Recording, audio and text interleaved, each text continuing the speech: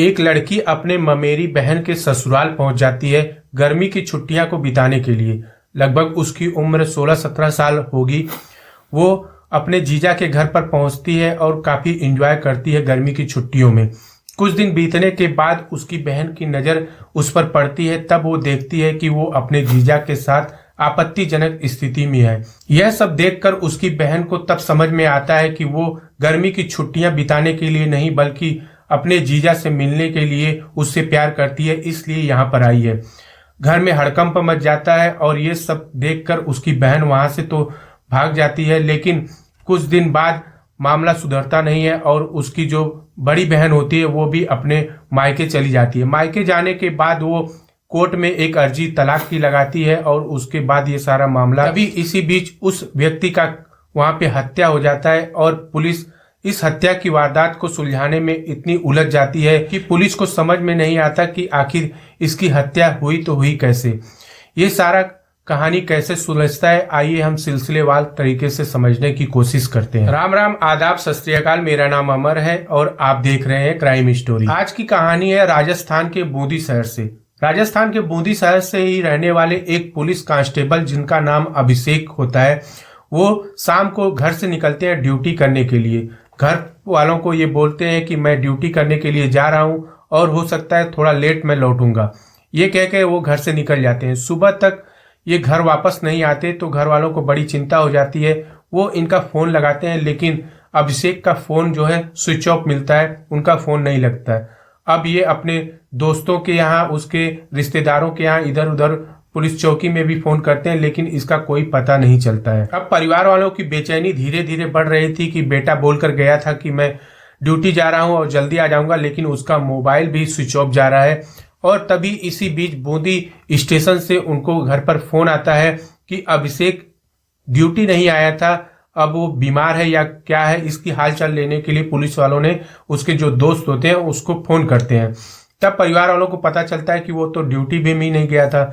अब परिवार वालों एकदम बेचैन हो जाते हैं और भागकर राजस्थान के बूंदी जो पुलिस स्टेशन है वहां पे जाके कंप्लेंट दर्ज कराते हैं कि वो गायब हो गया है। रात से ही वो घर से बोलकर गया था ड्यूटी जा रहा हूं, लेकिन वो ड्यूटी नहीं गया। अब पुलिस महकमे में हड़कंप मच जाता है कि उनका ही स्टाफ गायब हो गया और इस बात की खबर सबको हो जाती है। मीडिया से लेकर हर जगह इस खबर फैल जाती है कि एक कांस्टेबल अभिषेक जो है वो गायब हो गया है और उसका अता पता नहीं है। पुलिस के लिए बड़ी सरदर्दी हो गई थी इस केस को सुलझाना और उसकी इज्जत का सवाल हो गया था उनका ही कांस्टेबल जो कि गायब हो गया था। अब पुलिस वाले जो है अभिषेक के मोबाइल का लोकेशन निकालते हैं तो लोकेशन में पता चलता है कि उसका लोकेशन माधवपुर के पास में मिल रहा है। सवाई माधवपुर वहां से लगभग 130 किलोमीटर के आसपास इनकी दूरी होती है। अब पुलिस वाले ये सोचते हैं कि ये माधवपुर क्यों चला गया था, इसकी खबर लेने के लिए उसके परिवार वालों को बुलाया जाता है और परिवार वाले पूछते हैं कि क्या आपका कोई रिश्तेदार या जानने वाला या अभिषेक का कोई रिश्तेदार जो सवाई माधोपुर रहता है। इस तरह से जब पुलिस वाले पूछते हैं तब उसकी माँ बताती है कि हाँ, उनकी बहू जो है वो माधोपुर के ही रहने वाली है, उसका नाम दिव्या है। अभिषेक की शादी दिव्या से लगभग 1-1.5 साल पहले ही माधोपुर में हुआ था, लेकिन कुछ समय बाद जो है इनके रिश्ते में खटास आ जाती है और ये अपने मायके चली जाती है और वहां से तलाक की अर्जी लगा देती है। इस तरह से जब पुलिस वाले सुनते हैं तो उनको कहीं ना कहीं डाउट होता है कि हो सकता है इन दोनों के मैटर में ही ऐसी कोई वारदात हो गई होगी। अब जब पुलिस वालों को पता चलता है कि सवाई माधोपुर जो उनका ससुराल है अभिषेक का, वहीं से इनका कनेक्शन जुड़ा हुआ है, तब पुलिस वाले जो है सवाई माधोपुर दिव्या के घर पर पहुंच जाते हैं और दिव्या से पूछताछ करते हैं। दिव्या से उनके रिलेशन के बारे में जानने की कोशिश करते हैं कि आखिर ऐसी क्या वजह हो गई थी कि जो है अभिषेक को तलाक देना पड़ गया। इस तरह से सारे सवाल जब पुलिस वाले पूछते हैं तो दिव्या तो पहले इधर उधर बातों को टालती है, लेकिन कुछ समय बाद वो कहती है पुलिस वालों को कि ये मेरा पर्सनल लाइफ है, इसमें आप लोग इंटरफेयर मत करिए। लेकिन पुलिस वालों को बार बार कहने पर अब दिव्या बताती है अपने बहन के बारे में कि कुछ महीने पहले जो उसकी मामा की लड़की है वो उसके ससुराल पहुंच गई थी और लगभग 15-20 दिन रहने के बाद वो अपने जीजा के साथ आपत्तिजनक स्थिति में मैंने उसको देख लिया था। इसी बात से खफा होकर मैं वहां पर छोड़कर अपने घर आ गई हूं और इसीलिए मैं तलाक की अर्जी कोर्ट में लगा दी हूं। ये सारी बातें सुनने के बाद अब अभिषेक की पत्नी दिव्या ने जो कहानी बताई थी उसके हिसाब से पुलिस वाले जो है उसकी साली की तलाश करना स्टार्ट कर देते हैं। साली की भी जो गांव होता है उससे कुछ ही दूरी पर, यानी कि दिव्या के घर से कुछ ही दूरी पर उसका भी गांव होता है। अब पुलिस वाले उसके घर पर पहुंचते हैं और उससे पूछताछ करते हैं। पहले तो वो जो लड़की होती है वो इधर उधर की बातें करती है, पुलिस को गुमराह करने की कोशिश करती है कि मुझे कुछ नहीं पता, मैं नहीं जानती हूँ, इस तरह से काफी बहाने बनाती है। अब पुलिस वाले उसके मोबाइल को ट्रैक करते हैं और उसकी बीबी के भी मोबाइल को ट्रैक करते हैं कि जो लास्ट समय में जो इसका अभिषेक पुलिस कांस्टेबल है उसके पास में किसका मोबाइल मिलता है। जब पुलिस वाले के पास रिपोर्ट आती है तो उसके मोबाइल के पास में दिव्या जो उसकी पत्नी है उसके जगह पर उसकी साली का लोकेशन वहां पे मिल रहा था। अब पुलिस वाले श्यामा शर्मा से सख्ती से पूछते हैं, तब पता चलता है एक और नई कहानी निकल के वहां पे आती है। श्यामा शर्मा बताती है कि हाँ, मैं अपने जीजा के यहाँ घर पे गई थी और उनसे मुझे प्यार हो गया और हम दोनों के बीच में संबंध बनते हुए उनकी दीदी ने वहां पे देख लिया था।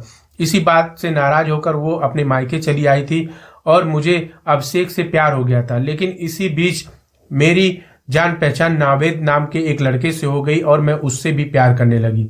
अब मैं चाहती थी यहाँ पे कि मैं नावेद से शादी कर लूं और जो उसका जीजा अभिषेक है उसको छोड़ दूं।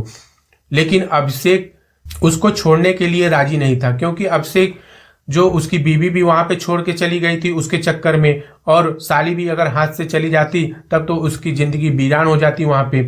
तो अभिषेक सोच रहा था कि अगर बीवी चली गई है, ठीक है, साली से प्यार कर रहा है, उससे शादी हो जाएगी तो उसकी लाइफ जो है सेट हो जाएगी, कोई दिक्कत नहीं होगा।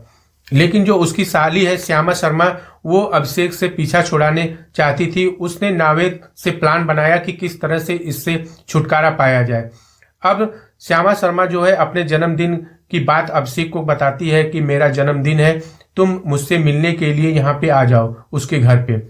अब अभिषेक जो है वो अपनी वर्दी वगैरह पहनकर घर से घर वालों को यह बोलकर निकलता है कि मैं ड्यूटी करने के लिए जा रहा हूँ, लेकिन वो वहां से सवाई माधोपुर श्यामा से मिलने के लिए, उसके जन्मदिन मनाने के लिए उसके घर पर चला जाता है। अब यहाँ श्यामा जो है नावेद जो उसका बॉयफ्रेंड होता है उसका परिचय अभिषेक से कराती है कि ये मेरा बहुत अच्छा दोस्त है। इस तरह से इन दोनों का आपस में परिचय कराती है।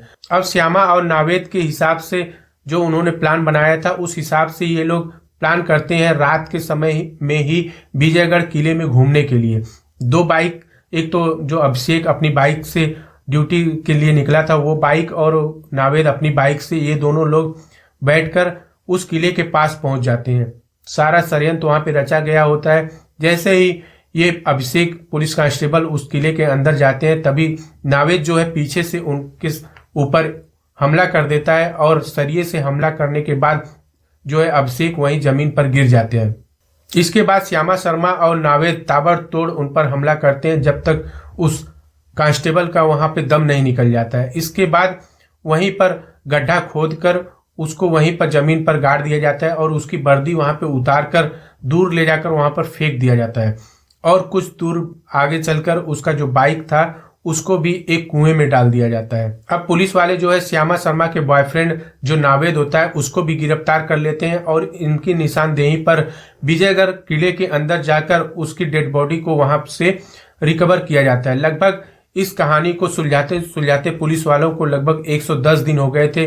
तो जो उसकी बॉडी थी वो कंकाल में बदल गई थी, लेकिन पोस्टमार्टम रिपोर्ट से सारा क्लियर हो गया था कि हाँ ये अभिषेक की ही लाश है। और इसके बाद इनकी निशानदेही पर उसके जो उसका कपड़ा वगैरह था उसको फेंका गया था, उसको पुलिस वाले प्राप्त करते हैं और कुएं से उसकी बाइक को भी निकाली जाती है। इसके बाद पुलिस वाले श्यामा शर्मा और नावेद को वहां से लेकर आते हैं और उसके बाद इनको जेल में डाल दिया जाता है और इनके ऊपर केस वगैरह चलता रहता है। तो किस तरह से एक अच्छा खासा परिवार जो पुलिस कांस्टेबल का था, उसके साली के आने से उसकी जिंदगी में ऐसी उथल पुथल मच गई कि वो कभी भी समेटी नहीं जा पाई।